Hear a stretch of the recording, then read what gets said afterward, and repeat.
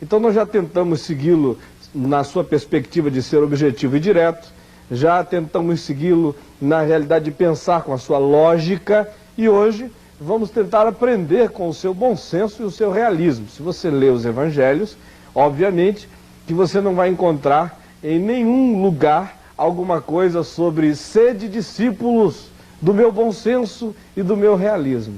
Mas quando a gente olha a caminhada histórica de Jesus de Nazaré, andando debaixo do sol, tecendo as teias de relacionamento na sua vivência humana, a gente vai observando que uma das marcas mais tremendas e mais profundas do existir de Jesus era a marca do realismo e do bom senso.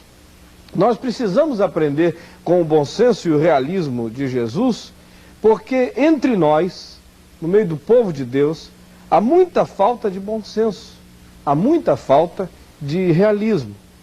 Por exemplo, eu já tenho ouvido muita gente citar o Salmo 127 na perspectiva da promessa que nos diz que se o Senhor não edificar a casa, em vão trabalham os que a edificam, e se o Senhor não guardar a cidade, em vão vigia a sentinela. E algumas pessoas, com base nisso, resolvem não edificar a casa, porque acham que o Senhor é que edifica a casa. O Senhor não é pedreiro, o Senhor não é mestre de obras. Há muita gente também que diz que não precisa vigiar de maneira nenhuma a sua casa, porque o Senhor é o meu pastor alemão. Eu já ouvi, inclusive, algumas pessoas dizerem assim, mas não é bem isso que a palavra de Deus está dizendo. Está dizendo que se eu estou tentando erigir a casa e o Senhor não está abençoando, a minha construção é vã. Mas diz que eu preciso trabalhar e o Senhor vai abençoar o meu trabalho. Diz que se eu fecho as portas da minha casa com a presunção de um ateu, não vai ser a mesma coisa que fechar a porta da minha casa com uma oração dizendo: Senhor, guarda as portas da minha casa. Então, essa cumplicidade do ser humano com Deus é uma coisa absolutamente importante e imprescindível. Mas no nosso meio, na maioria das vezes, não se raciocina assim. Eu fiquei, inclusive, sabendo recentemente de uma história que um colega me contou. No sábado, nós estávamos viajando aqui do Rio de Janeiro para Brasília e nos encontramos, assim, coincidentemente no aeroporto. Então, no meio do caminho, ele me contou uma história que me fez rir muito. Ele disse que um certo irmão, assim, recém-convertido, chegou à igreja e ouviu o pastor pregando, e o pastor tinha baseado a sua mensagem no texto que diz que o anjo do Senhor acampa-se ao redor dos que o temem e os livre. E o homem disse: pronto, todos os meus problemas estão resolvidos. O anjo do Senhor acampa-se ao redor dos que o temem e os livra. É isso! Não preciso mais de guarda noturno, mais de pastor alemão, mais de seguro de vida, nada, é o anjo do Senhor. E ele saiu numa alegria. É o anjo, minha gente, é o anjo!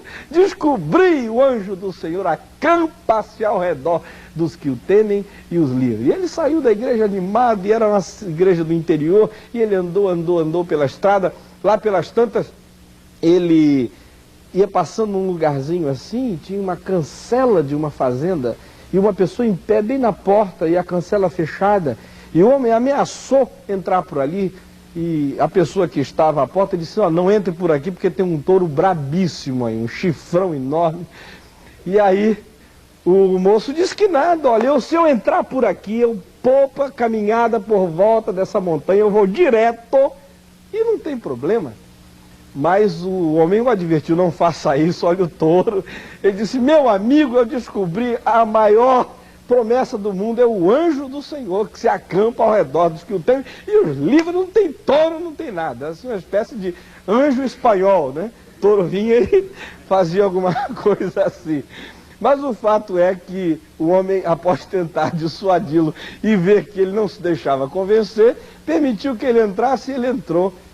E algum tempo depois, 1 ou 2 horas depois, esse homem chegou na igreja todo esfarrapado, melado de lama, todo ferido de arames farpados, agarrou o pastor, disse: o senhor me enganou, pastor, o senhor me enganou. Aí o pastor olhou para ele e disse: eu enganei você por quê? O senhor disse que o anjo do Senhor acampa-se ao redor dos que o temem, e eu fui nessa história, entrei numa fazenda, e tinha um tourão lá, e Eu acreditei que o anjo ia me salvar, mas quando eu vi o touro bem em cima, se eu não saísse na carreira, eu estava perdido.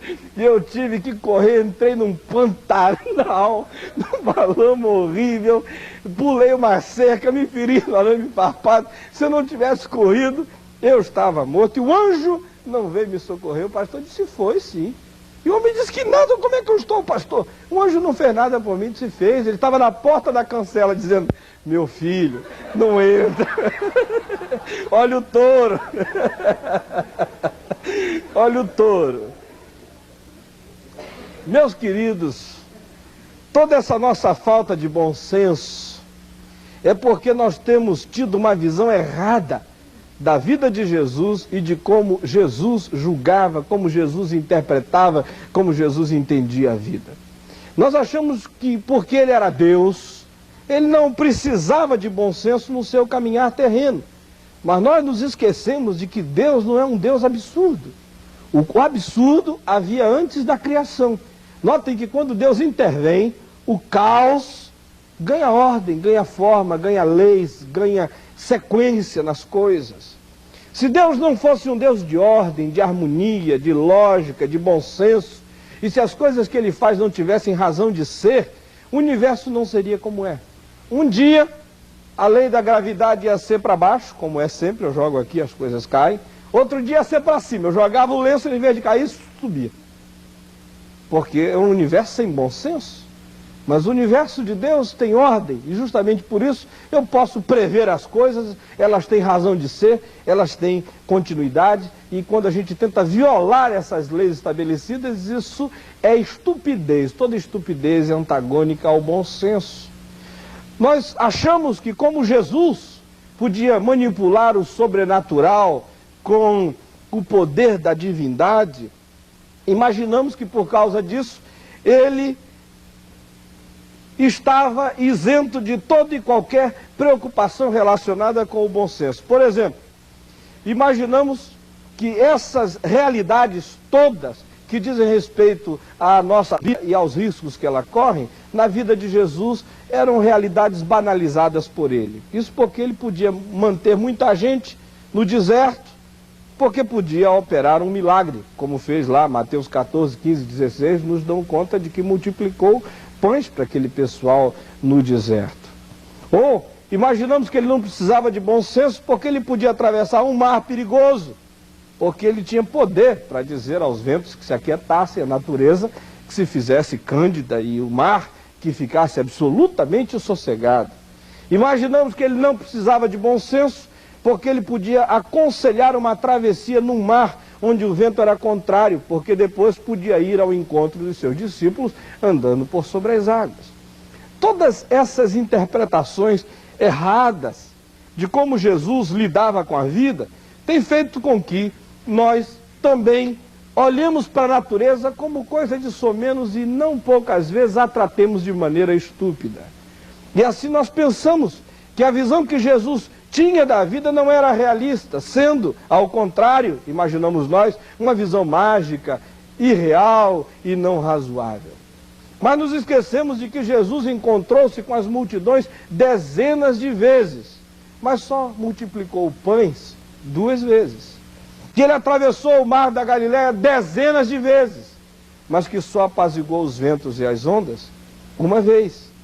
Que ele se serviu ordinariamente de um barquinho centenas de vezes, e que ele só andou por sobre as águas 1 vez. Não raciocinando assim, nós transformamos a exceção da vida de Jesus em regra, e a regra da vida de Jesus em exceção. Eu fiquei aturdido quando li, há um tempo atrás, que algumas moças na Coreia, achando que pela fé iriam andar por sobre as águas, tentaram atravessar um rio e morreram afogadas. Isso é tenebroso. Isso é um atestado da mais absoluta falta de bom senso, para não falar estupidez ingênua e bem intencionada estupidez, todavia não menos estupidez. Entre nós há muito disso, porque nós frequentemente transformamos a exceção da vida de Jesus em regra, e a regra da vida de Jesus em exceção para as nossas vidas.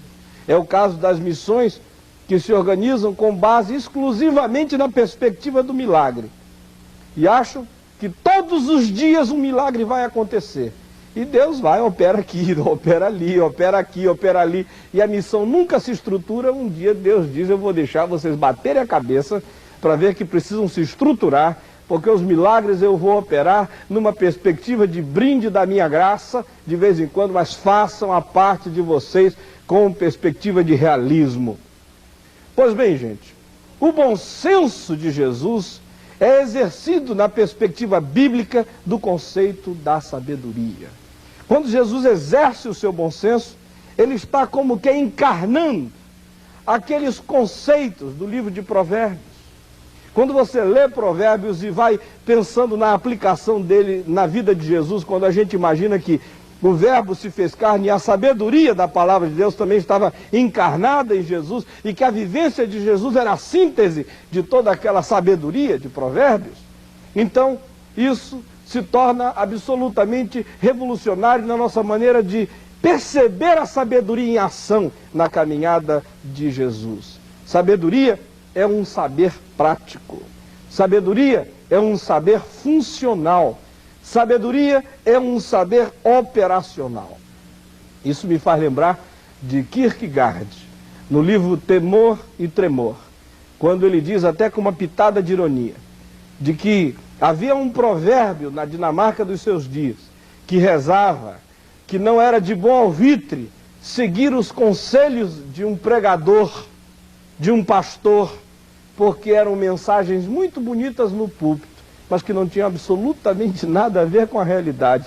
E aqueles que pretendiam estribar a sua caminhada histórica nos conselhos que se dava desde o púlpito, corriam o risco então de ver a sua vida se esbagaçar, se esboroar ante a realidade terrível e dura. Eu às vezes fico pensando se entre nós não tem acontecido muito disso.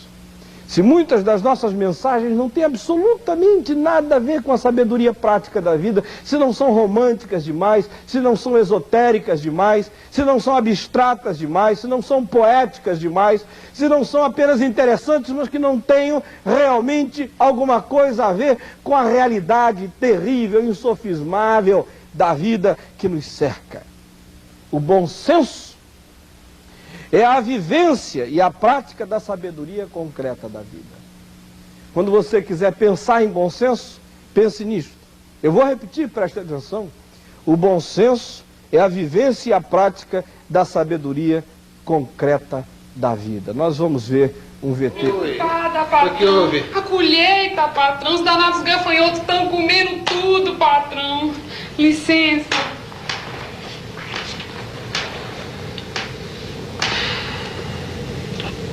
Bom dia, meu irmão. Ô, pastor, como vai você? Senta um pouquinho, vamos conversar um pouco. O que houve? Eu tô vendo que o irmão tá preocupado. Tô muito preocupado, viu, pastor? Muito preocupado. Colheita esse ano parece que não vai dar nada. Os gafanhotos estão comendo tudo. Que gafanhoto que nada? Tu não é crente? Crente não tem prejuízo. Negócio de crente não falha. Sua colheita vai ser a melhor da região. O senhor acha mesmo isso? Claro! Só porque tu é crente. Será que é assim mesmo, gente? Isso é conselho de pastor. Não vá na conversa dele que você pode quebrar sua empresa. O bom senso é a vivência e a prática da sabedoria concreta da vida. E essa sabedoria raciocina com base na revelação natural de Deus. Se chove para mim, chove para o fazendeiro que está ao meu lado, ainda que eu seja crente, ainda que ele seja ateu. Se é seca para mim, é seca para mim e é seca para o fazendeiro que está ao meu lado, ainda que eu seja o ateu e ele o crente.